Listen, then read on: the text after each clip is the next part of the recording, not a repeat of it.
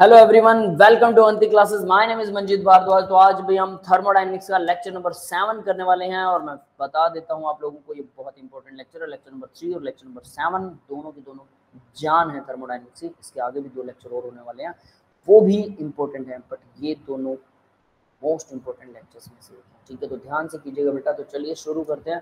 Properties of entropy. तो देखिए भाई, प्रॉपर्टीज ऑफ एंट्रोपी, हमने एंट्रोपी की डेफिनेशन कर ली थी, सबको पता है एंट्रोपी क्या होती है ना। अब बात करते हैं एंट्रोपी की प्रॉपर्टीज के बारे में। तो एंट्रोपी की प्रॉपर्टीज कौन सी हैं? तो सबसे पहली प्रॉपर्टी देखिए, थर्मोडायनेमिक फंक्शन है। बिल्कुल सही है, थर्मोडायनेमिक से तो लिंक रखता है। दूसरा, इट इज स्टेट फंक्शन। ये पाथ पे डिपेंड नहीं करता, ये state function last final stage पे डिपेंड करता है। यस, क्लियर है ये बात सबको? पाथ और स्टेज का पता होगा, है ना? Yes sir. ठीक है। अब उसके बाद में it is represented by S, इसे एस से रिप्रेजेंट करते हैं, तो हम कल ही डिस्कस कर चुके हैं, डेल्टा एस। लेकिन अगर स्टैंडर्ड एंट्रोपी निकालनी हो तो डेल्टा एस नोट लगाते हैं, नोट जीरो, ऊपर जीरो, सुपर स्क्रिप्ट जीरो। ऊपर लगा होता है उसे सुपर स्क्रिप्ट बोलते हैं, जो पैरों में लगा होता है उसको बोलते हैं सब स्क्रिप्ट। ठीक है, आगे देखिए, ऐसा यूनिट जो इसका जूल पर केल्विन पर मोल है। अब हम जो बात कर रहे थे, हमने तो फॉर्मूला किया था ये कुछ ऐसा, क्यू बाई टी, है नहीं? पर मोल कहाँ से आ गया? देखो भाई, क्यू बाई टी आप निकाल सकते हो, एंट्रोपी निकाल सकते हो क्यू बाई टी, कोई दिक्कत नहीं है ना। लेकिन मान लीजिए आपने 1 लीटर पानी था, उसको आपने गर्म किया, ठीक है, उसका टेम्परेचर पहले था 10 डिग्री सेल्सियस। आप गर्म कर रहे हो, वो गर्म तो हो गया, टेम्परेचर नहीं बढ़ा, ठीक है, लेकिन उसने हीट ले ली कितनी? मान लो 5 जूल हीट ले ली, तो एंट्रोपी क्या बढ़ेगी? 5 joule divide by 10 degree Celsius को कितना बनाएंगे? 270 280 83, है ना, 283 केल्विन हो गया ये टेम्परेचर है। दोनों को डिवाइड कर दिया। अब मैं कह रहा हूं कि यही पानी है और मैंने 2 लीटर ले लिया, तो अब 2 लीटर को भी मैंने 5 जूल क्या किया? हीट दे दी। तो क्या 2 लीटर का भी वही वैल्यू आएगी? 5/283 वैल्यू तो सेम आ रही है। तो क्या एंट्रोपी दोनों की सेम बढ़ेगी? अमाउंट बढ़ाते जाओ सब्सटेंस का तो एंट्रोपी तो नहीं बढ़ेगी, फिर एंट्रोपी तो उतनी बढ़ेगी जितनी बढ़नी है। ये बात समझ में आई? Yes sir. इसका मतलब अमाउंट तो जरूर होना चाहिए ना, हमें अमाउंट को डिफाइन करना पड़ेगा। We should have to define the amount and what is that. तो हम उसको पर मोल, यानी 1 लीटर पर लीटर कह लीजिए। मोल, मोल थोड़ा साइंटिफिक है, सिंपल समझते हैं। पर लीटर मतलब आपने कुछ हीट दी, उसका टेम्परेचर फिक्स रखा, heat divide by temperature constant, heat constant temperature पर जो दी जा रही है उसकी वैल्यू निकाली, उन दोनों का डिवाइड निकाला, उसको बोलते हैं एंट्रोपी। लेकिन वो 1 लीटर के लिए कितनी है? अगर 2 लीटर है तो एंट्रोपी कम घटे, ऑब्वियस सी बात है, सब्सटेंस बढ़ गया तो एंट्रोपी उतनी इंक्रीज नहीं होगी, है ना। तो लीटर की जगह हम यहाँ पे मोल यूज करेंगे, क्योंकि mole is more scientific, more prominent term, that is mole. Clear है बेटा? तो इसलिए इसका ऐसा यूनिट जो होता है जूल पर केल्विन पर मोल होता है। यस, क्लियर है बेटा? आगे बढ़े। Yes sir. आगे सीजीएस सिस्टम, ये आपने जरूर सुना होगा फिजिक्स में। सीजीएस सिस्टम के अंदर जूल की जगह पर कैलोरी लेते हैं, बस कोई फर्क नहीं है। दिस इज कैलोरी पर केल्विन पर मोल। आगे नेक्स्ट देखिए, एंट्रोपीज एक्सटेंसिव प्रॉपर्टी होती है, इंटेंसिव नहीं, यानी अमाउंट पे डिपेंड करती है। अभी अभी तो हमने डिस्कस किया कि अमाउंट के ऊपर एंट्रोपी डिपेंड करती है, तो डेफिनेट सी बात है, दैट्स इट। क्लियर है? ये इसकी प्रॉपर्टीज एंट्रोपी। ठीक है बेटा, अब एंट्रोपी चेंज की कैलकुलेशंस पढ़ते हैं। छोटी छोटी चीजें हैं ये, बहुत ध्यान से करनी है। इसके बाद में फिर फॉर्मूला करेंगे, ठीक है, जो इस लेसन के मोस्ट इंपॉर्टेंट फॉर्मूलाज हैं। तो छोटी छोटी चीजें ध्यान से समझिएगा, ध्यान से कीजिएगा। पहला देखिए, एंट्रोपी चेंज, डेल्टा एस जो होता है टोटल एंट्रोपी चेंज, यूनिवर्स का टोटल एंट्रोपी। वो इंक्रीज हो रहा है, हमें लगातार पता है कि वो हमेशा इंक्रीज ही होता है ना। तो यहाँ देखिए, टोटल एंट्रोपी चेंज को कैसे निकालते हैं? टोटल एंट्रोपी चेंज जो होता है अभी सिस्टम का, वो इक्वल होता है सराउंडिंग का एंट्रोपी चेंज प्लस सिस्टम का। सिस्टम और सराउंडिंग दोनों के एंट्रोपी चेंज को ऐड कर दीजिए, टोटल एंट्रोपी चेंज आ जाएगा, that's it. Total entropy change is the equal to the sum of the entropy change by the system and the surrounding. If the system loses an amount of heat Q at temperature T, system heat lose करता है T1 temperature पर। किसे मिलेगी वो heat? हमें। Yes, clear है सबको? Yes sir. ठीक है, which is received by the surrounding at temperature T2, so total entropy can be calculated। तो टोटल एंट्रोपी को कैलकुलेट कर सकते हैं। सिस्टम ने हीट दी, तो सिस्टम ने जो हीट दी ऑब्वियस है वो नेगेटिव होगी, क्योंकि वो हमें मिल रही है। क्लियर है? ये समझ में आ गया होगा। सराउंडिंग ने जो हीट ली, जो सिस्टम ने दी थी, वही हमने हीट ली है, तो अब उसको बार बार नेगेटिव नहीं लगा रहे हैं, ये लोग यहाँ इसे पॉजिटिव दिखाएंगे। यानी सिंपल कह सकते हैं, जनरली हम क्या कहते हैं, अगर सिस्टम कोई काम करता है, सिस्टम पर हम काम कर रहे हैं, हम सिस्टम को हीट दे रहे हैं, तो डेफिनेटली वो हीट क्या होती है, पॉजिटिव। हमें अगर मिल रही है तो नेगेटिव होती है, तो सिस्टम वाली हीट नेगेटिव होगी, सराउंडिंग वाली तो वही हीट पॉजिटिव हो जाएगी। यस, क्लियर है? Yes sir. तो ये साइन यहाँ पर कन्वेंशनल साइन थोड़ा पलट गए, ध्यान से पढ़ लेना। जनरली क्या होता है, सिस्टम को अगर हीट मिल रही है तो जितनी भी हीट, अब हम जनरली तो बोलेंगे कि Q/T, सिस्टम को हम हीट दे रहे हैं, लेकिन यहाँ तो रिवर्स काम हो रहा है, ध्यान दिया जाए तो, है ना। तो इसको थोड़ा सा जरूर ध्यान से देख लेना कि ये सिस्टम की हीट ही नेगेटिव दिखा रहा है, क्योंकि वो सिस्टम हमें दे रहा था, और सराउंडिंग हीट वो भी तो नेगेटिव होनी चाहिए क्योंकि हमें मिल रही है, उसको पॉजिटिव दिखा रहा है। तो ये साइन थोड़ा सा ध्यान से क्लिक करके याद कीजिएगा। आगे देखते हैं टोटल एंट्रोपी क्या आ जाएगी, -Q/T1 + Q/T2। तो टोटल ये आ गया। अब एक माइनस में टर्म है, एक माइनस प्लस में है। तो अब इसके अंदर हम कैसे जानना चाहें, कैसे जानेंगे कि कोई रिएक्शन स्पॉन्टेनियस है या नहीं। तो देखिए डेल्टा S अगर पॉजिटिव होता है, द प्रोसेस इज स्पॉन्टेनियस। और ये सिर्फ इसके लिए कि इस यूनिवर्स और इसकी एंट्रोपी जब हम निकालते हैं, सिस्टम और यूनिवर्स की एंट्रोपी के बीच का खेल है, तब सिस्टम क्या होता है, स्पॉन्टेनियस होता है। किसी रिएक्शन को करवाने के लिए आप ऐसा कुछ नहीं निकाल सकते हैं, याद रखना, क्योंकि हम उसमें सराउंडिंग की हीट को नहीं इंक्लूड करते हैं। सराउंडिंग की हीट इंक्लूडेड है, इसलिए ये स्पॉन्टेनियस है। जो मैं सबसे शुरू में आप लोगों को बात बता रहा था, तो ध्यान में रखना। एंट्रोपी अकेला डिफाइन नहीं करता कोई रिएक्शन पॉसिबल स्पॉन्टेनियस है कि नहीं, और ना ही अकेला एंडोथर्मिक या एक्सोथर्मिक प्रोसेस डिफाइन करता है कि प्रोडक्ट जो स्टेबल होगा कि नहीं होगा और वो रिएक्शन स्पॉन्टेनियस होगी कि नहीं। ये दोनों मिलकर ऐसा करते हैं, ठीक है। लेकिन इस केस में क्या हो रहा है, सिस्टम और सराउंडिंग दोनों को जोड़ दिया इसने। तो अगर ये दोनों का टोटल, सिस्टम प्लस सराउंडिंग का दोनों का टोटल अगर पॉजिटिव आता है, इसका मतलब रिएक्शन स्पॉन्टेनियस है। डेल्टा एस पॉजिटिव है, द प्रोसेस इज स्पॉन्टेनियस। जो भी प्रोसेस चल रही है वो स्पॉन्टेनियस है, वो हमेशा होती रहेगी। यानी सिस्टम अगर हमें हीट दे रहा है और टोटल पॉजिटिव आ रहा है, तो सिस्टम हमेशा सराउंडिंग को हीट देता है। यस, क्लियर है बेटा, ये बात समझ में आ गई?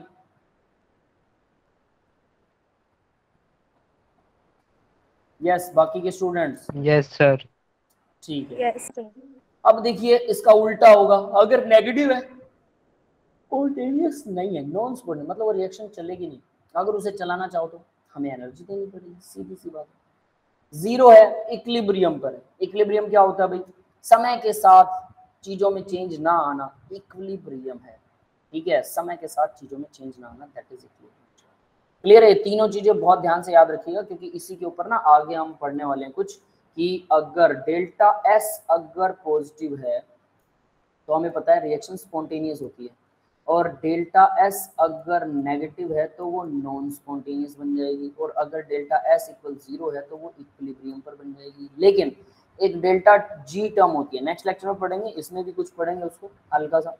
डेल्टा जी अगर नेगेटिव है तो स्पॉन्टेनियस है, स्पॉन्टेनियस याद रखना। डेल्टा जी नेगेटिव, यहाँ डेल्टा एस नेगेटिव है तो नॉन स्पॉन्टेनियस है। देखो ये नॉन स्पॉन्टेनियस कह रहा है नेगेटिव वाले को, लेकिन डेल्टा जी अगर नेगेटिव है तो वो स्पॉन्टेनियस है। डेल्टा जी अगर पॉजिटिव है तो वो नॉन स्पॉन्टेनियस है, और डेल्टा जी 0 है तो वो इक्विलिब्रियम पर है। यस बेटा, ये समझ में आया? तो डेल्टा जी के केस में ये डाटा पलट जाता है। क्लियर है सभी को? Yes sir.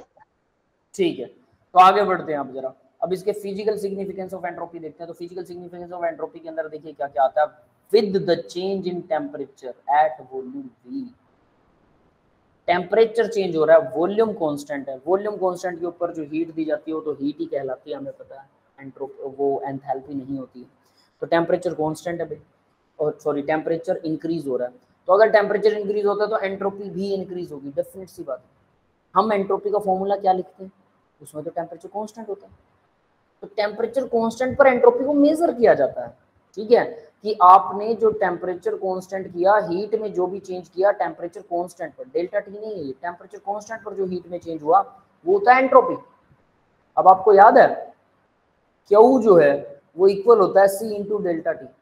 सी क्या होता है, हीट कैपेसिटी। यस, याद है सबको? Yes sir. तो हीट कैपेसिटी यानी जो कांस्टेंट है, तो ये क्या होता है भाई, मैं इसको लिखूं तो delta Q by delta T. ये हीट कैपेसिटी का फॉर्मूला है, क्यू बाय डेल्टा टी। पर मोल भी लिख देते हैं उसको, स्पेसिफिक हीट कैपेसिटी भी कह देते हैं, है ना, और पर ग्राम लिखते हैं। तो पर ग्राम वाली स्पेसिफिक है, वरना मोलर हीट कैपेसिटी है। तो ये दोनों ऐसे होते हैं, ये फॉर्मूला भी हमें पता है। तो ये फॉर्मूला और एंट्रोपी का फॉर्मूला तो सेम हो गया, सी का formula C equal Q by T है, एंट्रोपी भी क्यू बाई टी है। यहाँ टेम्परेचर कांस्टेंट है, कहाँ एंट्रोपी, वो बदलेगा नहीं, यहाँ टेम्परेचर बदल रहा है। हीट सप्लाई करने per unit degree 1 degree heat supply करने पर टेम्परेचर कितना चेंज हो रहा है, वो होता है हीट कैपेसिटी, है ना। लेकिन यहाँ ये क्या कह रहा है, यहाँ कह रहा है कि हीट चेंज करने पर टेम्परेचर कांस्टेंट रख के, टेम्परेचर को बदलना नहीं है, हीट चेंज करने पर जो बदलाव आ रहा है वो एंट्रोपी, वो है वैल्यू ऑफ एंट्रोपी। अब नीचे इसने क्या कहा, वॉल्यूम को कांस्टेंट कर दिया और कह रहा है टेम्परेचर चेंज हो रहा है। हमारा टेम्परेचर तो कांस्टेंट होता है, तो अगर टेम्परेचर चेंज हो रहा है तो इसका मतलब क्या एंट्रोपी चेंज नहीं होगी। टेम्परेचर चेंज तभी होता है जब हीट सप्लाई होती है। यस, क्लियर है, ये बात तो सबको पता है। Yes sir. यानी अगर टेम्परेचर चेंज हो रहा है तो डेफिनेट सी बात है एंट्रोपी भी चेंज हो रही है। बट आप एंट्रोपी को कैलकुलेट अगर करेंगे, तो कांस्टेंट टेम्परेचर करके ही कैलकुलेट कीजिए। कैलकुलेशन तो वैसे होगी, बेशक टेम्परेचर चेंज करोगे तो एंट्रोपी चेंज हुई, आपको निकालना पड़ेगा, फाइंड आउट करोगे तो हर 1 डिग्री सेल्सियस के साथ जितनी हीट सप्लाई की गई थी उसको अलग अलग से कैलकुलेट कीजिए और तब जाके आप बताइए इस टेम्परेचर पर एंट्रोपी ये थी, इस टेम्परेचर पर ये होगी, इस टेम्परेचर पर ये होगी, वो आपकी कैलकुलेशन है। तो टेम्परेचर बढ़ाने पर एंट्रोपी बढ़ती है डेफिनेटली, लेकिन हाई टेम्परेचर पर बढ़ती है, इस बात में कोई डाउट नहीं है। टेम्परेचर बढ़ेगा तो एंट्रोपी इंक्रीज होती है, बिल्कुल होती है। लेकिन हाई टेम्परेचर पर जितनी हीट सप्लाई करेंगे तो जो एंट्रोपी का जो चेंज हुआ, जो बढ़ी एंट्रोपी, और लो टेम्परेचर पर जो एंट्रोपी बढ़ेगी, उन दोनों को देखेंगे तो हाई टेम्परेचर पर एंट्रोपी कम बढ़ेगी, लो टेम्परेचर पर एंट्रोपी ज्यादा बढ़ जाएगी, जो हमने कल बात की। समझ में आया? Yes sir. कंफ्यूज मत होना, मतलब हाई टेम्परेचर पर एंट्रोपी बढ़ती है, लो टेम्परेचर पर एंट्रोपी बढ़ती है। लो से हाई करेंगे टेम्परेचर तो एंट्रोपी इंक्रीज होगी, मतलब टेम्परेचर के साथ एंट्रोपी इंक्रीज होती है, इस बात में कोई दिक्कत नहीं। लेकिन जो इंक्रीज है वो हाई टेम्परेचर पर लेस इंक्रीज है और लो टेम्परेचर पर वो मोर इंक्रीज था, इसलिए टेम्परेचर के इनवर्सली होती है। हाँ बेटा, समझ में आ गया सबको? Yes sir. तो यहाँ पर टी के इंक्रीज होने पर एंट्रोपी इंक्रीज होती है, हमें पता है भाई। तो डेल्टा एस सिस्टम का क्या होगा, 0 से ज्यादा पॉजिटिव हो गया, सिस्टम का एंट्रोपी डेल्टा एस पॉजिटिव हो गया, तो इसका मतलब क्या है, रिएक्शन स्पॉन्टेनियस। ठीक है भाई, क्लियर है? Yes sir. Next second point देखिए, नीचे लिखा हुआ है येलो वाला, change in volume at constant temperature. अब टेम्परेचर कांस्टेंट कर दिया उसने, वॉल्यूम बदल रहा है। अब देखो मैंने पिस्टन बना रखा है, आपको पिस्टन दिखाई दे रहा होगा, है ना। तो देखो पिस्टन क्या कर रहा है, ध्यान देखना, पिस्टन पहले नीचे था अब ऊपर चला गया, तो वॉल्यूम तो चेंज कर सकता हूँ ना, मैं कर सकता हूँ कि नहीं कर सकता? टेम्परेचर को फिक्स करके मैं वॉल्यूम को चेंज कर सकता हूँ, वॉल्यूम बढ़ा सकता हूँ। पिस्टन को ऊपर खींच लीजिए, पिचकारी आपके पास में या सिरेंज है डॉक्टर वाली, आगे से उसको बंद कर लीजिए नॉब को और पिस्टन को ऊपर खींचिए, बहुत जोर लगेगा, बट आप प्रेशर को मतलब वॉल्यूम को बढ़ा सकते हैं, आसानी से बढ़ा सकते हैं। क्लियर है बेटा, सबको समझ में आ गया? Yes sir. तो इसके बढ़ने से भी एंट्रोपी इंक्रीज होती है, कैसे, ये अब आप बताएंगे। वॉल्यूम के बढ़ने से एंट्रोपी कैसे इंक्रीज होती है? How entropy is increasing by increasing the volume, even the temperature is constant, it is not supplied to the system। हाँ जी, बता सकता है? बहुत आसान है, दिमाग लगाइए सर। उसकी रैंडमनेस बढ़ जाएगी। हाँ, नंबर ऑफ मॉलिक्यूल्स को आजादी ज्यादा मिल गई, जगह ज्यादा मिल गया, स्पेस ज्यादा मिल गया, रैंडमनेस बढ़ गई। यस, क्लियर है? Yes sir. दो ही चीजें हैं, या तो रैंडमनेस बढ़ जाए या फिर इम्प्योर हो रही कोई चीज, एंट्रोपी बढ़ रही। फिजिकल मीनिंग ये है, उसको उसके साथ जोड़ के रखिए बेटा, कनेक्ट रहिए। चलिए अब आगे बढ़ते हैं। फॉर फेस चेंज, अगर फेस चेंज हो रहा है, कोई चीज सॉलिड से लिक्विड हो रही है, लिक्विड से गैस हो रही है, डेफिनेट है मूवमेंट बढ़ रही है मॉलिक्यूल्स की, तो रैंडमनेस बढ़ रही है, तो एंट्रोपी बढ़ रही है। तो गैस की एंट्रोपी फार फार फार ग्रेटर देन लिक्विड होगी, और सॉलिड से तो इंक्रीज्ड होगी गैस की भी और लिक्विड की भी। यस, क्लियर है? Third point, yes sir. Third point बहुत इजी है, याद रखना। सेकंड पॉइंट बिल्कुल कॉमन बेसिक सा है, ठीक है। फर्स्ट पॉइंट थोड़ा तकलीफ देता है कि भाई हमने तो टेम्परेचर कांस्टेंट किया था, यहाँ तो टेम्परेचर बढ़ा रहे हैं, तो डेफिनेटली टेम्परेचर बढ़ने पर एंट्रोपी बढ़ती है, वो इनवर्सली प्रोपोर्शनल थी वो तो फिर। लेकिन इनवर्सली प्रोपोर्शनल का मतलब जो इंक्रीज है वो लेस इंक्रीज होता है, इसलिए बोलते हैं कि टेम्परेचर हाई टेम्परेचर को उतनी हीट सप्लाई करेंगे तो एंट्रोपी का इंक्रीज लेस होगा। हाँ बेटा, क्लियर है सबको? Yes sir. ठीक है, आगे बढ़ते हैं उधर। अब ये वो स्लाइड है जिसके बारे में बात कर रहा था, ठीक है। ये वो फॉर्मूलाज हैं जो आपको बहुत अच्छे से आने चाहिए भाई, और इन्हीं की डेरिवेशन हम सीखने वाले हैं। तो देखिए बहुत इजीली हम इन फॉर्मूलाज को डिराइव कर सकते हैं, कोई दिक्कत वाली बात नहीं। डेल्टा एच मैं यहाँ से करवा रहा हूँ, जो मैंने लिख रखा है पहले से। डेल्टा एच देखिए, delta H equal D you by P delta we होता है। यस, एंथैल्पी जो होती है, enthalpy change you plus P delta we होता है। क्लियर, ये फॉर्मूला याद है सबको? Yes sir. एंथैल्पी को बहुत सारा मत्था मारा है हमने, तो ये याद होना चाहिए, है ना। तो अब मैं डेल्टा एच क्या होता है भाई, कांस्टेंट प्रेशर के ऊपर जब हीट सप्लाई की जाती है, पतीले वाली हीट, कांस्टेंट प्रेशर, ऊपर वाला प्रेशर कांस्टेंट होता है, याद है ना सबको। तो डेल्टा Yes, sir. एच का मतलब क्यू पी होता है, कोई दिक्कत नहीं है। यू को यू रखा, पी डेल्टा वी को पी डेल्टा वी रखा, और तीनों को टी से डिवाइड कर दिया। कर सकते हैं तीनों को, सारी इक्वेशन को टी से डिवाइड कर सकते हैं। यस, ठीक है। अब देखिए हमें ये पता है D Q, D W, D U, N C V D T होते हैं कि नहीं होते हैं? Yes sir. तो मैं इसको एनसीवीडीटी यानी कि डी यू को एनसीवीडीटी लिख दूं, बिल्कुल लिख सकते हैं डी यू को एनसीवीडीटी। डेल्टा एच क्या होता है, वो एनसीपीडीटी होता है ना। डी एच जो है वो एनसीपी, प्रेशर कांस्टेंट कर दोगे डेल्टा एच भी लिख सकते हो, कोई दिक्कत नहीं। तो यहाँ पर मैंने डेल्टा यू की जगह पर तो मैं लिख रहा हूँ एनसीवीडीटी, कोई दिक्कत किसी को? ये लिख दिया। यस, किसी को कोई दिक्कत है? इसको सेम ही रखा, इसमें कोई चेंज नहीं है। यस, समझ में आ गया बेटा सबको? Yes sir. ठीक है, अब बात करते हैं नेक्स्ट वाले की। तो पी डी वी की जगह पर यहाँ देखिए कुछ और ही तिकड़मबाजी कर रहे हैं। तो टी तो टी रहा, कोई दिक्कत नहीं है, ये टी ऐसा ही है। पी डी वी की जगह पर एन आर डी टी लिख रहे हैं। कैसे? P V equal N R T होता है। Yes sir. तो पी डी वी क्या होगा, एन आर डी टी होगा। Yes sir. Yes sir. तो वही तो लिख रहेगा, पी डी वी की जगह पर N R D T. Yes, T को सेम टू सेम, इसमें कोई फर्क नहीं। क्लियर है? तो पीवी की जगह Yes, पर एनआरटी भरा है भाई, और कुछ नहीं है। पीवी को एनआरटी लिख भी रखा है, कोई दिक्कत नहीं है। तो आगे क्या होगा? क्यू बाय पी क्या होता है, D Q by T, sorry D Q by T क्या होता है? एंट्रोपी होता है, चेंज इन एंट्रोपी। टेम्परेचर यहाँ पे कांस्टेंट है, याद रखना, इसमें चेंज नहीं दिखा रखा, डी नहीं दिखा रखा, एंट्रोपी डीएस। यस, क्लियर है बेटा? yes sir. एनसीवी को एनसीवी लिख दिया, कोई दिक्कत नहीं है। dt बाई टी को dt बाई टी अलग से लिख दिया, ठीक है। उसके बाद में प्लस में nr को अलग से लिख दिया। dv बाई वी, ये देखो dt बाई टी यहाँ पर बन रहा था, तो v1 by V2 t1 by t2 होता है।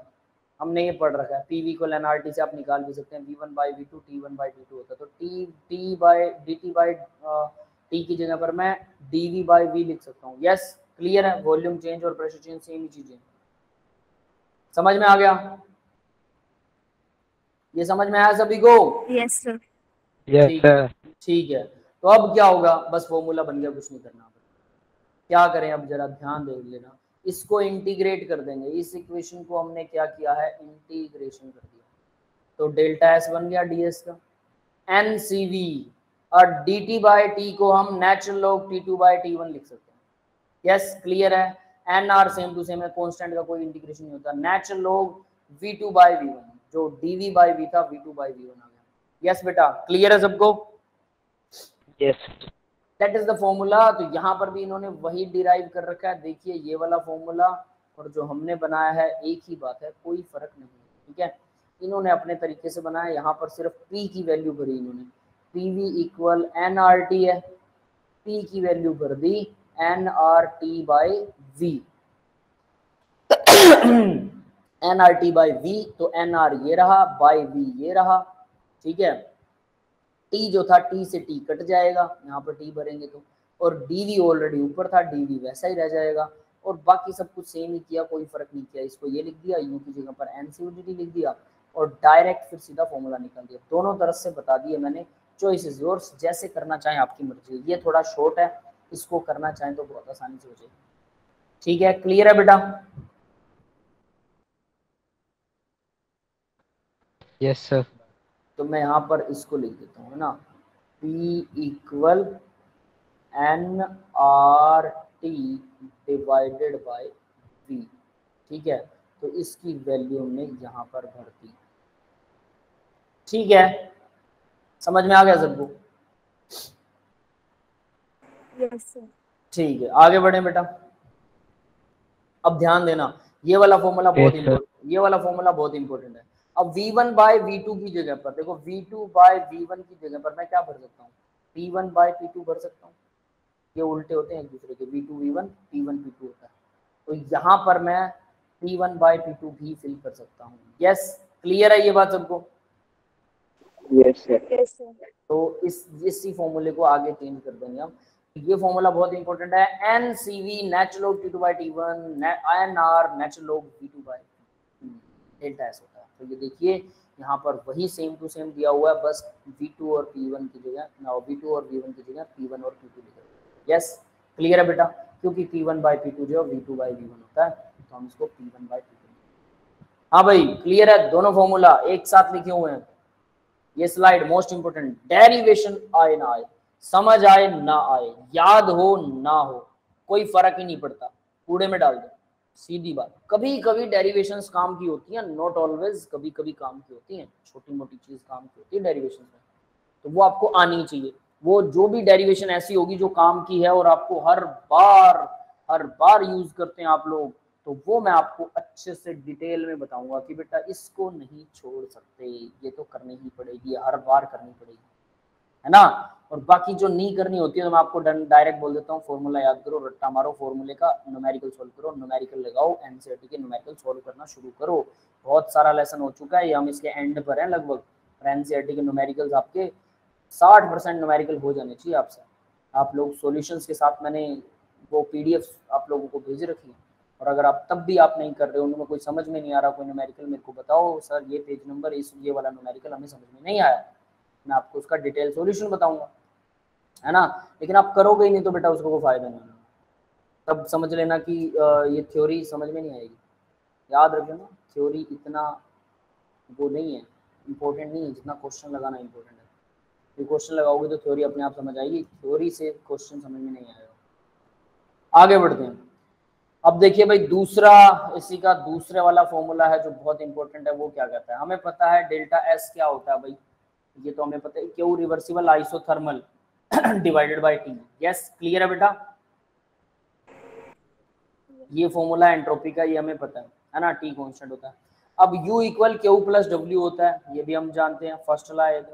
अगर आइसोथर्मल है, यहाँ देखिए ऊपर लिखा हुआ आइसोथर्मल मतलब टेम्परेचर चेंज जीरो, रिवर्सिबल है मतलब डी आएगा इसमें, डेल्टा नहीं आएगा। एक्सपेंशन का वर्क है तो मतलब नेगेटिव वर्क आएगा, है ना। आइडियल गैस के लिए सीधी सी बात है, तो आइडियल गैस है, अब याद रखना। तो यहाँ पर क्या हो रहा है, isothermal expansion of ideal gas, delta U की वैल्यू जीरो। क्यों?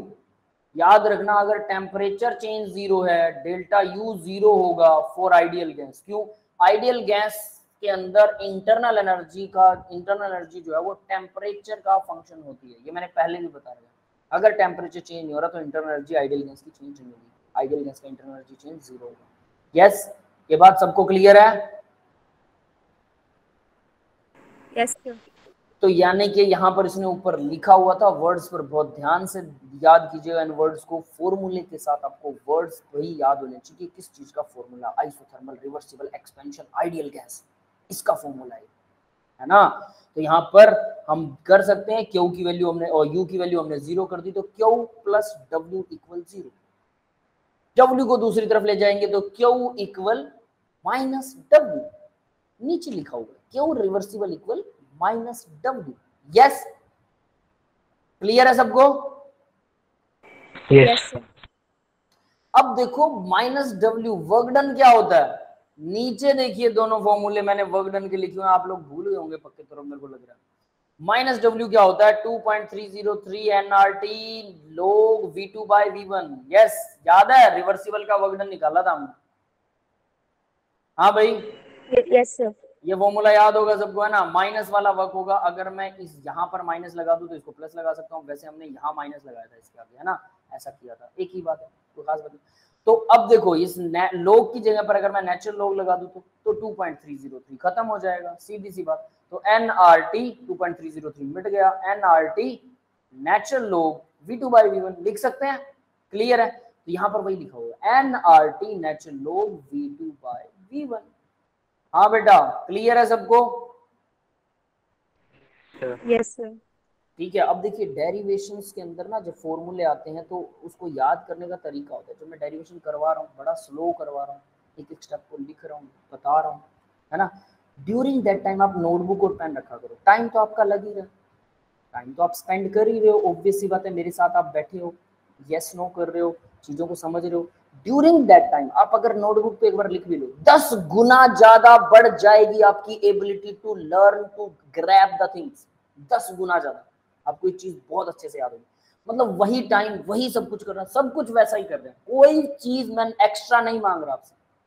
आपको टाइम लगाना ही है, बैठना ही है, बस एक रफ नोटबुक और पेन उठा लीजिए, जो भी फॉर्मूला मैं कहूँगी बहुत इंपॉर्टेंट है उसको एक बार अपने साथ लिख लीजिए नोटबुक पर, और उसी टाइम याद करने की कोशिश कीजिए, उसी टाइम फोकस के साथ, है ना। उसी टाइम अगर कोई भी चीज देख रहे हैं, याद कर रहे हैं, समझ रहे हैं, तो फोकस अगर कंप्लीट हो और उसको लिख कर देख लेते हैं तो बहुत जल्दी 10 गुना फर्क पड़ जाता है। उसको ऐसे लीजिए, मान लीजिए आप किसी शॉप के ऊपर जाते हैं और शॉपकीपर से आपको मतलब कोई हेल्प नहीं मिलती, वो कहता भाई सेल्फ सर्विस, खुद ढूंढिए अपना सामान। आपको चाहिए कुरकुरे का पैकेट, कहाँ ढूंढेंगे आप? जहाँ लिफाफे टंगे होंगे, है ना। उसके बाद मैं आपको बोलता हूँ कि भाई मुझे जो है वो उसी शॉप से मुझे चावल चाहिए, बताओ मुझे चावल कहाँ मिलेंगे? कोई बच्चा बता पाएगा क्या कि चावल कहाँ मिलेंगे? नहीं। शॉप पे तो गया था वो, पक्का गया था, इस बात में कोई डाउट नहीं। उसने शॉप देखी भी थी, वो सारी शॉप पे घूमा भी, फिर उसने लिफाफे देखे। क्यों? उसका फोकस था कि मुझे कुरकुरे चाहिए, उसका फोकस लिफाफे खाने में था, ढंग की चीज लाने में नहीं था। वो लिफाफों पे फोकस करेगा। सेम प्लेस, समझ में आ रही बात? मैं जाऊंगा, मैं चावल लेके आता हूं, अब आप मुझसे पूछोगे सर कुरकुरे कहाँ रखे थे? आई डोंट नो, क्योंकि मेरा फोकस चावल ढूंढने में था। एक ही प्लेस में दो अलग अलग बंदे गए, दोनों का फोकस अलग अलग था, दोनों को अलग अलग चीजें याद है। सेम थिंग हियर, जब आप लोग पढ़ते हैं, 10 बच्चे क्लास में बैठे हैं, एक का फोकस बहुत अच्छे से है, पूरी चीजों पर है, दूसरा है सिर्फ सुन रहा है, समझ रहा है, छोड़ दे रहा है, तो कम याद होगा। जिसका फोकस बहुत अच्छे से, वो लिख के भी देख रहा है, उसको याद करने की उसी टाइम कोशिश कर रहा है। टाइम दोनों ने सेम स्पेंड किया, दोनों लोग दुकान पर गए, दोनों ने अपना सामान खरीदा, दोनों घर वापस आ गए, लेकिन उनको ये नहीं पता, एक को दूसरे की बात नहीं पता कि वो चीज कहाँ रखी है, उसी दुकान में, क्योंकि हमारा फोकस नहीं था। लाइक दैट, दो बच्चे सेम टाइम पर लेक्चर लगाते हैं, लेकिन एक को वो लेक्चर अच्छे से याद हो जाता है, दूसरे को लेक्चर याद ही नहीं होता, उसको पता ही नहीं है कि सर ने ये बात कही भी थी कभी, क्योंकि वो लेक्चर सुन तो रहा है, तो उसका फोकस नहीं है, वो कुछ और ही ढूंढ रहा है, समझ रहे, मजबूरी में सुन रहा है, क्या कर रहा है आई डोंट नो। देखो टाइम अगर सेम स्पेंड करना है, सारे बच्चे स्पेंड कर रहे हैं, सब मेहनत कर रहे हैं, टाइम तो लगा ही रहे हो, अपनी लाइफ का प्रीशियस टाइम आप यहाँ पर स्पेंड कर रहे हो, वो प्रीशियस टाइम में थोड़ा फोकस भी अपना स्पेंड कर दो, बल्ले बल्ले हो जाएगी बेटा, समझ लेना, सब आ जाएगा। यस, क्लियर है ये बात? Yes, Yes, sir. sir. है ना। तो बस उसी चीज के लिए मैं आपको कह रहा हूँ कि उसी टाइम अपनी नोटबुक भी साथ रखें। तो देखिए भाई, हमने W की वही, यानी सीधी सी बात है, W को Q के इक्वल कर दिया पहले तो, क्योंकि U को 0 कर दिया, उसके बाद में क्या किया, nRT नेचुरल लॉग V2/V1 लिख दिया। अब मुझे पता है Q को अगर T से डिवाइड कर दूं क्या बन जाएगा, ये S बन जाएगा, तो मुझे nRT V2/V1 को भी T से डिवाइड करना पड़ेगा, T से T कट जाएगा, तो nR natural log V2/V1 equal होता है डेल्टा S। यस, बन गया फॉर्मूला, Sure. है ना। तो देखिए नीचे मैंने कुछ नहीं कर रखा, यही इसको T से डिवाइड कर दिया, माइनस W, T से T काट दिया, नेचुरल लॉग V2/V1, तो डेल्टा S, यानी इसी फॉर्मूले को यहाँ लिख। क्लियर है बेटा, समझ में आ गया सबको? Yes, sir. अब देखो डेरिवेशन कैसे हुई, गो टू हेल, ठीक है, कचरे में जाए, हमें कोई लेना देना नहीं। फॉर्मूला अगर याद नहीं है तो इसका मतलब हमारा दिमाग कचरे में था, एक चीज कचरे में पक्का जाएगी। अब चॉइस आपकी है, डेरिवेशन को कचरे में डालना है, याद रहे ना रहे कोई बात नहीं, एक बार पढ़ ली समझ ली बात खत्म, लेकिन फॉर्मूला याद होना चाहिए, फिंगर टिप्स पे होना चाहिए। डेरिवेशन तो जगलिंग ऑफ फॉर्मूलाज है, कुछ नहीं। तो डेल्टा एस देखिए इक्वल क्या होता है अभी, N R natural log V2 by V1 होता है। अगर इसको दूसरा फॉर्मूला बनाए तो P1 बाय P2 हो जाएगा, ये भी याद रखें। V2 by V1 equal P1 bye P2 होता है, ये भी हमें पता है। यस क्लियर है सबको? Yes sir. तो इस तरह से एक ही फॉर्मूला से दो फॉर्मूला बन सकते हैं, N R natural log V2 by V1। Natural log की जगह लोग लगाना चाहे लोग भी लग जाएगा, कोई दिक्कत वाली बात नहीं। यस बेटा क्लियर है सबको ना? Yes sir. Most important formulas, दोनों के दोनों फॉर्मूलाज याद होने चाहिए। डेरिवेशन नहीं भी याद करो, देखो मैं स्ट्रेस लेस काम देता हूँ, बहुत स्ट्रेस कम करके बच्चों को काम देता हूँ, उनको हिसाब से समझता हूँ। आप लोगों का यही काम है, फॉर्मूले फिंगर टिप से कीजिए, एनसीईआरटी के 10 न्यूमेरिकल लगा लीजिए बस, और वो भी सॉल्यूशंस के साथ है, लेकिन नोटबुक और पेन से आपको सॉल्व तो करके आपको खुद देखना है। अगर आप ऐसा नहीं करते इसका मतलब आप पढ़ नहीं रहे, सीधी बात। अब भाई कुछ क्वेश्चंस करते हैं, let's start some questions. Which of the following has the highest entropy, इनमें से किसकी एंट्रोपी हाईएस्ट है? देखो मरकरी क्या होता है, लिक्विड होता है, हाइड्रोजन गैस होता है, वाटर लिक्विड होता है, ग्रेफाइट क्या होता है, सॉलिड होता है। गैस की एंट्रोपी सबसे ज्यादा मिलेगी ना, no doubt to it, hydrogen is the gas, so Yes, sir. It has the most highest entropy. Next देखिए जरा, अब ये क्या कह रहा है, केमिकल रिएक्शन के अंदर the born energy of the reactant is more than the born energy of the product. Reactant की बोर्न एनर्जी ज्यादा है, प्रोडक्ट की कम है, यानी कि एक्सोथर्मिक रिएक्शन, सीधी बात। क्लियर है? Simple, the reaction Yes, will sir. Be exothermic. आगे देखिए, अब ये वाला बड़ा इंटरेस्टिंग क्वेश्चन है अभी, इन ए रिवर्सिबल प्रोसेस, रिवर्सिबल है मतलब डी लगेगा, डेल्टा नहीं लगेगा, है ना। 600 किलो जूल हीट एब्जॉर्ब कर ली किसी सिस्टम ने, और 250 उसी सिस्टम ने 600 किलो जूल एनर्जी एब्जॉर्ब करके 250 किलो जूल का वर्क कर दिया। मतलब पहले हमने दी एनर्जी पॉजिटिव, उसने एब्जॉर्ब की, हमने दी, हम सराउंडिंग है, फिर उसके बाद उसने वर्क कर दिया। वर्क किस पे होगा? हम पे होगा। सिस्टम काम कर रहा है 250 किलो जूल का, हमारे ऊपर काम कर रहा है, सिंपल। यस क्लियर है? Yes sir. Yes, sir. Surrounding से के ऊपर काम करता है। What is the increase in the internal energy का इंक्रीज बताइए। फर्स्ट ला लगेगा U equal Q plus W, सबसे नीचे लिखा भी हुआ है Q और W उसने दे रखा है। तो देखिए Q था 600 जूल, प्लस का आएगा, W माइनस का आएगा, क्यों? क्योंकि सराउंडिंग पे काम हुआ, ऑब्वियस है एक्सटेंशन का वर्क होगा, माइनस आएगा। डेल्टा U की वैल्यू 350 आएगी। अब याद रखना इसके अंदर जो काम की चीज है कि वो 350 कैसे आ रही है डेल्टा U की वैल्यू। आपको क्वेश्चन में प्लस और माइनस दोनों 350 मिल सकते हैं, बिल्कुल मिल सकते हैं, ठीक है। और अगर आपने माइनस वाला लगा दिया तो गलत हो जाएगा। समझ में आ रही है मेरी बात? Yes sir. ध्यान से करने के, इसलिए बोलता हूँ कि अपने आप इनको करना शुरू कीजिए। नेक्स्ट क्वेश्चन देखिए भाई, ये है enthalpy of neutralisation. Enthalpy of neutralisation 13.7 kilo calorie per mole थी, याद है किसी को? न्यूट्रलाइजेशन की एंथैल्पी मैंने बोला था एसिड बेस को मिलाएंगे तो हमेशा इतनी ही एनर्जी निकलेगी। उसको किलो जूल पर मोल में निकालते हैं तो वो 57.1 किलो जूल पर मोल निकलती है, किलो जूल पर मोल। समझ में आया? अब वो कैसे निकलती है, मैंने बोला था एसिड और बेस जब आपस में मिक्स आउट होते हैं तो एसिड क्या होता है, अगर पूरा एसिड डिसोशिएट हो रहा है तो HCl H पॉजिटिव और Cl नेगेटिव में होगा, NaOH Na पॉजिटिव और OH नेगेटिव में होंगे सॉल्यूशन में। दोनों को हमने मिक्स कर दिया, दोनों के मिक्स होने पर NaCl बनेगा, NaCl तो वो भी आयन में होगा। तो फिर जब सब चीजें आयन में है तो एनर्जी कौन छोड़ेगा भाई? जब H पॉजिटिव और OH नेगेटिव मिलेंगे तब वाटर बनेगा और वही एनर्जी रिलीज करेगा, इसीलिए एक्सोथर्मिक प्रोसेस होती है। ये बात कंफर्म है सबको? यस। Yes, sir.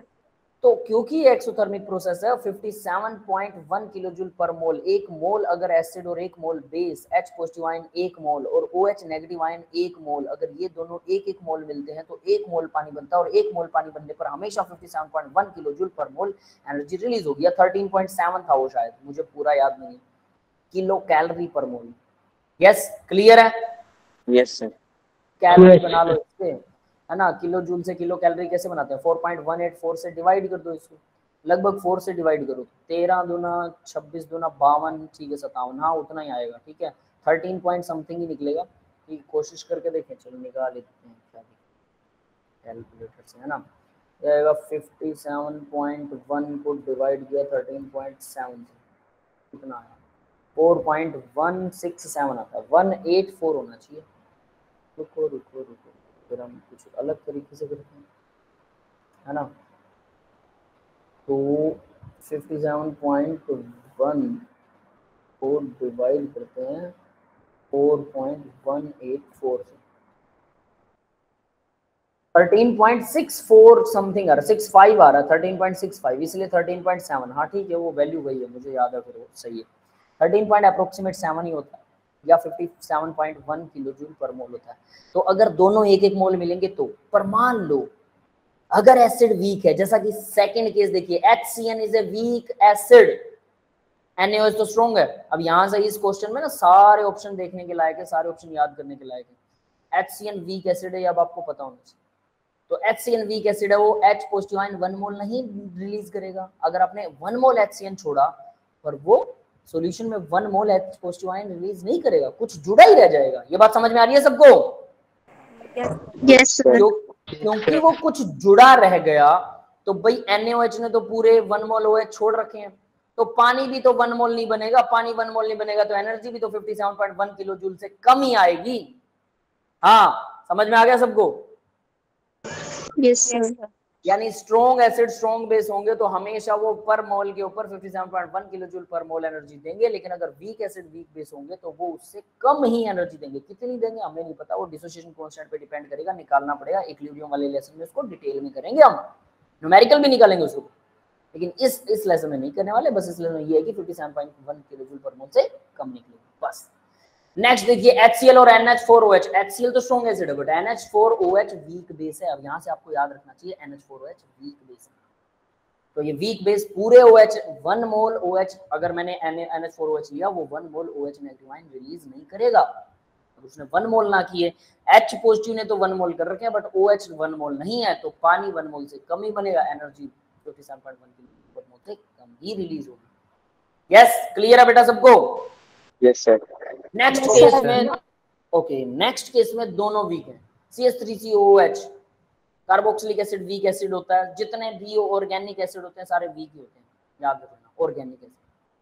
NH4OH ये तो वीक बेस है। अभी ऊपर वाले एग्जांपल में दोनों वीक है, तो दोनों ही पूरे 1 मोल, दोनों 1 मोल लिए, लेकिन दोनों ने 1 मोल H और OH नहीं रिलीज किया, उससे कम किया, तो वैल्यू भी कम आएगी। यस, तो यानी मैक्सिमम वैल्यू किसकी आएगी? मोस्ट एक्सोथर्मिक कौन सा होगा? सबसे पहले वाला मोस्ट एक्सोथर्मिक, वही सबसे ज्यादा एनर्जी रिलीज करेगा। यस क्लियर है बेटा सबको? Yes sir. नेक्स्ट देखते हैं, Hess law is the application of first law. ये तो हमने सबसे शुरू में किया था, हेसला फर्स्ट लॉ की ही एप्लीकेशन है, सबसे पहले आया था जब हेसला कर रहे थे, उसी में लिखा हुआ है कि ये फर्स्ट लॉ की एप्लीकेशन है। ठीक है, और इसमें कुछ नहीं है। नेक्स्ट देखिए, identify the correct statement for the following reaction. तो यहाँ पर अब आपको आइडेंटिफाई करना है भाई, रिएक्शन के अंदर क्या कहती है रिएक्शन, ध्यान देना। ये बोलता है कि एंट्रोपी ऑलवेज इंक्रीजेस। ये मैंने सबसे शुरू में बताया था, जब आप लोग शायद जुड़े नहीं थे, हम बातें कर रहे थे आपस में, क्या बोलते हैं इसको, जनरल बातें चल रही थी, जब कुछ बच्चों ने वो नहीं किया था और मैंने रिकॉर्डिंग भी स्टार्ट नहीं की। ठीक है, तो उस टाइम पे मैं आपको बता रहा था कि एंट्रोपी अकेला डिफाइन नहीं करता कि एंट्रोपी बढ़ रही है तो रिएक्शन स्पॉन्टेनियस होगी किसी केमिकल रिएक्शन के लिए, नहीं करता ना? Yes sir. कभी कभी ऐसा भी होता है कि एंट्रोपी डाउन होती है और रिएक्शन हो रही होती है, जबकि हम मानते हैं कि रिएक्शन हमेशा ये डिसाइड करती है कि एंट्रोपी बढ़नी चाहिए, तभी रिएक्शन पॉसिबल होती है, बट कभी कभी उल्टा भी होता है। फिर मैंने एक और चीज पूछी थी आप लोगों से कि हमेशा एक्सोथर्मिक मतलब अगर रिएक्शन हमें एनर्जी दे रही है, इसका मतलब सिस्टम की एनर्जी कम हो रही है, इसका मतलब वो स्टेबिलिटी की तरफ जा रहा है, तो इसका मतलब रिएक्शंस वही पॉसिबल है और वही प्रोडक्ट पॉसिबल है और वही प्रोडक्ट स्टेबल है जो कम एनर्जी में बनते हैं, यानी कि उनकी एनर्जी घट जाती है। मतलब एक्सोथर्मिक रिएक्शन ही हमेशा पॉसिबल होनी चाहिए, एंडोथर्मिक तो पॉसिबल ही नहीं होनी चाहिए। लेकिन हम जानते हैं कि रिएक्शन एंडोथर्मिक भी पॉसिबल होती है। यस, जानते हैं हम अच्छे से। Yes sir. यस तो सर। इसका मतलब कोई रिएक्शन एंडोथर्मिक है या एक्सोथर्मिक है, इस बात से रिएक्शन की पॉसिबिलिटी, रिएक्शन की स्पॉन्टेनिटी, रिएक्शन होगी कि नहीं होगी, ये डिसाइड नहीं होता। और रिएक्शन की एनर्जी और एंट्रोपी कम हो रही है या ज्यादा हो रही है, इस बात से भी डिसाइड नहीं होता कि रिएक्शन स्पॉन्टेनियस है या नहीं। ठीक है, तो फिर ये दोनों फैक्टर मिलकर डिसाइड करते हैं कि रिएक्शन स्पॉन्टेनियस होगी कि नहीं। तो the change in entropy, second वाला पॉइंट पढ़िए, the change in entropy along with the suitable change in enthalpy. Entropy में चेंज, कम या ज्यादा नहीं बोला उसने, और एंथैल्पी में चेंज, कम या ज्यादा नहीं बोला, कम भी हो सकता है ज्यादा, सुटेबल चेंज, इन दोनों का balancing decide the fate of reaction, कोई रिएक्शन होगी कि नहीं होगी, ये डिसाइड करता है। समझ में आया? ये दोनों फैक्टर डिसाइड करते हैं। यस क्लियर है बेटा? Yes sir. बहुत ध्यान से याद रखिएगा इसको, बाद में इसमें कंफ्यूजन होती है, इस पॉइंट को लिख लीजिएगा। आगे कहता है कि एंथैल्पी हमेशा डिक्रीज होती है किसी रिएक्शन में, ना इंक्रीज होती है भी ना डिक्रीज होती है, दोनों होते हैं, कभी डिक्रीज भी होती है कभी इंक्रीज भी होती है। बोथ एंथैल्पी और एंट्रोपी कांस्टेंट रहते हैं रिएक्शन में, बिल्कुल गलत, कांस्टेंट तो रहते ही नहीं। यस क्लियर है बेटा सबको? Yes sir. Yes sir. ठीक है। एंट्रोपी ऑफ द यूनिवर्स हमेशा बढ़ रही है, ये सबको पता है, कंटिन्यूअसली इंक्रीज हो रही है यूनिवर्स की एनर्जी, यूनिवर्स फैलता जा रहा है, फैलता जा रहा है, फैलता जा रहा है, लाइट की स्पीड से भी कह रहे हैं ज्यादा स्पीड से फैल रहा है। हमारी अर्थ बहुत दूर जा रही है, सन भी दूर जा रहा है उसके साथ में, हमारी मिल्की वे भी भाग रही है, पता नहीं क्या हो रहा है। सोच के देखो, यूनिवर्स के अंदर सब चीजें एक दूसरे से दूर जा रही हैं और हम उस छोटी सी अर्थ में छोटे से टिंगू से बंधे हैं हम लोग, और हम लोग आपस में बात कर रहे हैं, मैं ये कर दूं, मैं वो कर दूं, अरे पता नहीं कहाँ जा रहे हैं हम किसी को नहीं पता, है ना। और सब मरेंगे, कोई जिंदा नहीं रहेगा, सब के सब मरेंगे। अब लोगों को लगे कि हम ऐसी चीज बना लेंगे, हम ऐसी दवाई बना लेंगे, हम हमेशा अब जवान रहेंगे, हम हमेशा मरेंगे नहीं। बना लो, जाओगे कहाँ, जाओगे कहाँ? ऑक्सीजन चाहिए, करोड़ों साल बाद सन तो मरने वाला है, सुपरनोवा विस्फोट होगा, सन फट जाएगा, फटेगा तो वो अर्थ, मरकरी, ये जितने भी प्लैनेट्स हैं 5-6, सबको अपने घेरे में ले लेगा, सब के सब जल जाएंगे। तो आप क्या एंटी ऐसी कोई सेल बना लोगे तब तक? लगता है ह्यूमंस इतनी टेक्नोलॉजी कर लेंगे कि उनकी सेल में आग उसको जला ना सके, तलवार उसको काट ना सके? वो गीता वाला उपदेश वाली बात हो जाएगी, ना पाव का ना फलाना दिमकड़ा, वो क्या बोलते हैं, ना आग जला सकती है ना अग्नि, ना पानी उसे डुबो सकता है, आत्मा अजर अमर है। तो आत्मा निकल जाएगी बाहर हम तो जल जाएंगे, है ना। तो सब मरने वाले हैं, फिर भी हम मेरा मेरा पता नहीं किस चीज की ईगो है, पता नहीं किस चीज का घमंड है। भाई अपना काम ईमानदारी से कीजिए, जिंदगी को जिए, एंजॉय के साथ जिंदा रहिए, समझ गए? मरने वाले यहाँ से बस, कोई नहीं जिंदा बचने वाला। पैसे का घमंड मत कीजिए, जिसके पास ज्यादा है रिस्पेक्ट कीजिए, जिसके पास कम है एंजॉय वो भी कर सकते हैं, तरीका अलग होगा बस, समझ में आया? तो वो किसी ने कहा था ना, मैं आपको एक मैनेजमेंट का एक फंडा सिखाता हूँ। एक मैनेजर था, एमबीए करके, नया नया एमबीए करके निकला वहां से, ठीक है। तो पता क्या बोलता हूँ, एक मछली पालन वाले एक बंदे के पास जाता है जो मछली का बिजनेस करता है। वो सुबह समुद्र में जाता है, ठीक है, और मछलियां पकड़ता है, बाजार में सेल करता है, दोपहर को आता है, खाना खाता है, थोड़ा रेस्ट करता है, बच्चों के साथ खेलता है अपने, ठीक है, एंजॉय करता है अपने परिवार के साथ। फिर शाम को फिर से मछली पकड़ के जाता है, पकड़ने के लिए जाता है दोपहर के बाद में, और वो फिर से उनको सेल करके और शाम को फिर से घर आ जाता है, थोड़े बहुत पैसे कमा रहा है, दैट्स इट, है ना। ठीक ठाक मकान है उसका, बढ़िया जिंदगी गुजार रहा है। तो एमबीए वाला कहता है, सर अगर आप दोपहर को रेस्ट ना करें और दोपहर को भी मछली पकड़े तो आपको इतना फायदा हो जाएगा, फिर इतना फायदा हो जाएगा, फिर एक साल में इतना हो जाएगा, फिर 2 साल में इतना हो जाएगा, फिर 5 साल बाद आप अपनी एक बहुत बड़ी दुकान खोल लेंगे। तो कहता फिर उसके बाद, कहता उसके बाद आप एक बड़ा यार्ड ले लेंगे, बड़ा जहाज ले लेंगे। कहता फिर उसके बाद, कहता फिर आपके 2 जहाज हो जाएंगे 10 साल बाद, फिर 20 साल बाद आपके 4 जहाज हो जाएंगे। कहता फिर, कहता उसके बाद आपके पास बहुत पैसा हो जाएगा। कहता ठीक है, उसके बाद, कहता उसके बाद आप सुबह थोड़ा सा काम कीजिए, फिर आप दोपहर को रेस्ट कीजिए, उसके बाद दोपहर के बाद थोड़ा सा काम कीजिए और जिंदगी का एंजॉय कीजिए। कहता गधे, मैं यही तो अब कर रहा हूँ, इतना कमाने के बाद भी यही करना है उसका क्या करूंगा कमाई का? समझ में आ रही है बात? Yes sir. तो हम लोग ये चकाचौंध की जिंदगी में इतने डूब गए हैं कि असलियत में हम भूल गए कि सब मरेंगे। एंजॉय योरसेल्फ, ईमानदारी से रहिए, ऐसा काम मत कीजिए कि आज तो ठीक है सब अच्छा नजर आ रहा है, 4 दिन बाद वो टेंशन ले, ऐसा काम नहीं करना, समझ रहे हो? तो जिंदगी का एंजॉय करने का तरीका सीखिए, जिंदगी जीने का तरीका सीखिए, मरना तो सबको है एक दिन। तो जिंदगी जीनी आनी चाहिए, फालतू की टेंशनें भर रखी हैं, उसके नंबर ज्यादा, इसके नंबर कम, भाड़ में गए नंबर। ईमानदारी से अपना काम करो, हर रोज अपना दिल लगा के काम करो, इससे टेंशन कम होती है, ज्यादा नहीं होती। कमाल की बात है, लिख कर पढ़ने से टेंशन कम होती है। मसल्स का ब्रेन के साथ एक जबरदस्त कॉम्बिनेशन होता है, जब वो हाथ तक लिखता है तो मसल्स दिमाग को कहती है भाई इधर ध्यान दे, इधर इधर उधर नहीं, इधर कंसंट्रेशन बढ़ती है, ध्यान बढ़ता है, जिसको हम कहते हैं भक्ति करो, ध्यान लगाओ, योगा, ये एक तरह का योगा है, जबरदस्त वाला योगा। जो लोग पढ़ते हैं, लिख कर पढ़ते हैं, उनकी उम्र लंबी हो जाती है। ये कमाल की बात है, साइंटिफिकली प्रूवन बात बता रहा हूँ, इधर उधर की बात नहीं कर रहा। मैं ये नहीं कह रहा भगवान का नाम लो, तेल लेने का भगवान, सब मरने वाले हैं, याद रख लेना। क्योंकि लो ले भी लोगे नाम तो कोई फर्क नहीं है, लेकिन भगवान का नाम किस लिए लिया जाता है? ताकि आपके मन में शांति रहे, एक ध्यान मुद्रा रहे, जिंदगी आसान हो जाए, फील गुड आए, फील गुड।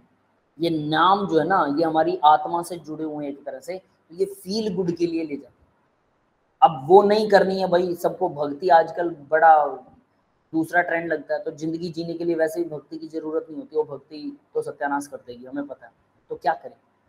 सिंपल, लिख कर पढ़िए, ये एक तरह का योगा है और आपका जिंदगी भी आसान हो जाएगी। तो कंटिन्यूसली इंक्रीज हो रही है भाई यूनिवर्स की एनर्जी। नेक्स्ट क्वेश्चन देखिए, last but not the least, सबसे आसान वाला है लेकिन इंपॉर्टेंट क्वेश्चन है। मैंने आपको सबसे शुरू में बताया था, डेल्टा जी होता है एक फंक्शन, वो उल्टा होता है delta S. Delta G negative होगा तो रिएक्शन स्पॉन्टेनियस होगी। यस बेटा, क्लियर है? Yes sir. और डेल्टा जी पॉजिटिव होगा तो रिएक्शन नॉन स्पॉन्टेनियस होने वाली है। और डेल्टा जी अगर जीरो होता है तो इक्विलिब्रियम है। तो यहाँ देखिए, डेल्टा जी नेगेटिव का मतलब वो जीरो से कम होना चाहिए। क्लियर है? तो वो स्पॉन्टेनियस होती है। और डेल्टा जी होता है free energy, Gibbs free energy. तो इसके ऊपर एक फॉर्मूला है, delta G equal delta H minus T delta S होता है। ठीक है, और ये इक्वेशन डायरेक्ट आई थी, कोई डेरिवेशन नहीं है इसका, कोई आगे पीछे नहीं है। नेक्स्ट लेक्चर में इसको डिस्कस करेंगे, अभी के लिए सिर्फ याद कर लीजिए। टी आपको पता है, एस आपको पता है, एच आपको पता है, बस डेल्टा जी नहीं पता था। तो डेल्टा जी फ्री एनर्जी होता है, और फ्री एनर्जी अगर नेगेटिव हो तो रिएक्शन स्पॉन्टेनियस होती है, ये पक्की बात है। ठीक है, तो अब देखिए ये फॉर्मूला अब आपको समझ में आ गया। तो ऊपर देखिए क्या है, गिवन रिएक्शन में डेल्टा एच की वैल्यू दे रखी 35.5 और डेल्टा एच के अलावा, ध्यान देना भाई, थोड़ा मैंने गड़बड़ कर दी है ये, ठीक है, डेल्टा एच के अलावा इन्होंने कुछ और भी दे रखा भाई, ध्यान दीजिएगा। डेल्टा एच के बाद में डेल्टा एस की वैल्यू दे रखी है, और डेल्टा एस जो है वो 83.6 जूल पर मोल है, और वो है किलो जूल पर मोल। इन दोनों को जरूर चेंज करना है। तो रिएक्शन स्पॉन्टेनियस है। अब वो कहता है कौन से टेम्परेचर पर, ठीक है, एज्यूम दैट ये दोनों, the reaction is spontaneous at, ये टेम्परेचर्स दे रही है, किस किस टेम्परेचर पर रिएक्शन स्पॉन्टेनियस होगी ये पूछा। तो हमें पता भाई हमें क्या चाहिए, डेल्टा जी की वैल्यू क्या होनी चाहिए, नेगेटिव होनी चाहिए, तभी स्पॉन्टेनियस होगी। यस बेटा, क्लियर है ये बात? Yes, sir. यस तो sir. H minus T delta S क्या होना चाहिए, नेगेटिव होना चाहिए, तो यानी वो जीरो से कम होना चाहिए। तो H minus T delta S less than zero. Yes, clear है ये बात? लिख सकते हैं? ये समझ में आ गया सबको? Yes, sir. तो क्योंकि इक्वल नहीं लगाएंगे इसमें, क्योंकि इक्वल वाला दूसरे ने ग्रेटर देन लेस देन पूछा है, तो ग्रेटर देन लेस देन ही लगा के करेंगे। तो डेल्टा एच क्या होगा भाई, टी एस को उधर ले जाओ, तो ये आ जाएगा डेल्टा एस और delta H less than T delta S. अब डेल्टा एस को नीचे ले आओ, delta H by delta S जो होगा वो लेस देन टी होगा। यस, क्लियर है बेटा? अब डेल्टा एच इसने दे रखा है, डेल्टा एच कितना दिया, 35.5 किलो दे रखा है, तो 1000 से मल्टीप्लाई कर दो, क्योंकि दूसरे वाला 83.6 जो है वो सिर्फ जूल है। यस, क्लियर है ये बात? Yes, yes sir. सर। दोनों को डिवाइड कीजिए और डिवाइड करके मुझे बताइए आंसर क्या आएगा। तो दोनों को डिवाइड करते हैं, चलो इसका आंसर निकालते हैं। ठीक है, 35.5 मल्टीप्लाई में 1000 डिवाइडेड बाय, ठीक है, इसके डिवाइड में डिवाइडेड बाय कितना आएगा, 83.6। क्लियर है भाई? और ये आ जाएगा, इससे ज्यादा टेम्परेचर होना चाहिए, इससे कम नहीं होना चाहिए। यस, ये बात सबको समझ में आ गई? Yes, sir. 424 है. डिवाइडेड आता है ये, कितना है इसका डिवाइड में, 83.6 है, ये आता है 424.6, है ना? तो ये आ जाएगा भाई 424.6 से टेम्परेचर जो है ज्यादा होना चाहिए, ग्रेटर देन। तो 425 टेम्परेचर जो है ज्यादा होना चाहिए, तो ज्यादा देखो किसमें लिख रहा है, 425 से ज्यादा होना चाहिए। ये सही है? Yes, sir. तो B is the right option, B is the right option. Yes, clear है बेटा? Yes, sir. Yes sir. That's all for the today's lecture guys. किसी को कोई डाउट है तो डाउट पूछ सकते हैं, मैं रिकॉर्डिंग लेक्चर की ऑफ कर रहा हूँ। हाँ बेटा, किसी को डाउट है तो डाउट पूछिए जरा।